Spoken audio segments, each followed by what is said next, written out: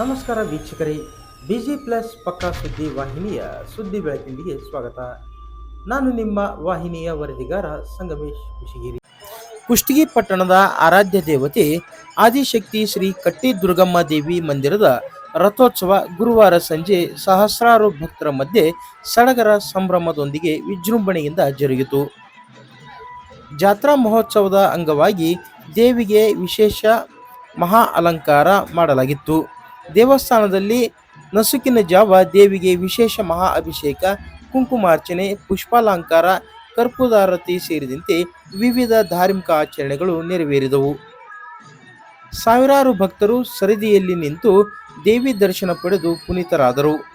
ಬೆಳಗ್ಗೆಯಿಂದ ಸಂಜೆಯವರೆಗೂ ಅಪಾರ ಸಂಖ್ಯೆಯಲ್ಲಿ ಆಗಮಿಸಿದ್ದ ಭಕ್ತರು ದೇವಿಗೆ ತಮ್ಮ ಇಷ್ಟಾರ್ಥ ಸಿದ್ಧಿಗಾಗಿ ವಿಶೇಷ ಪ್ರಾರ್ಥನೆ ಮಾಡಿ ಭಕ್ತಿ ಭಾವ ಮೆರೆದರು.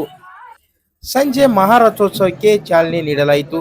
ಈ ಸಂದರ್ಭದಲ್ಲಿ ವಿಧಾನಸಭಾ ವಿರೋಧ ಪಕ್ಷದ ಮುಖ್ಯ ಸಚೇತಕ ಹಾಗೂ ಶಾಸಕ ದೊಡ್ಡನಗೌಡ ಎಚ್. ಪಾಟೀಲ್ ಸೇರಿದಂತೆ ಊರಿನ ವಿವಿಧ ಸಮುದಾಯಗಳ ಹಿರಿಯರು, ಗಣ್ಯರು, ಜನಪ್ರತಿನಿಧಿಗಳು ಉಪಸ್ಥಿತರಿದ್ದರು.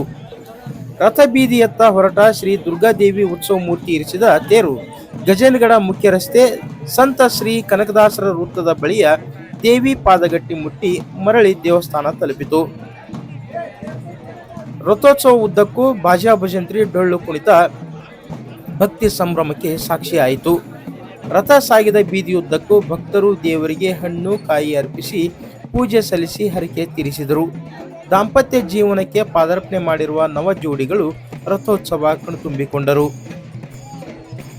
ಪೊಲೀಸ್ ಇಲಾಖೆ ಅಧಿಕಾರಿಗಳು, ಪೊಲೀಸ್ ಸಿಬ್ಬಂದಿ ಹಾಗೂ ಗೃಹ ರಕ್ಷಕ ದಳ ಸಿಬ್ಬಂದಿ ನಿಯೋಜಿಸಿ ಮಹಾರಥೋತ್ಸವದಲ್ಲಿ ಯಾವುದೇ ಅಹಿತಕರ ಘಟನೆಗಳು ನಡೆಯದಂತೆ ಭದ್ರತೆ ಒದಗಿಸಿದ್ದರು.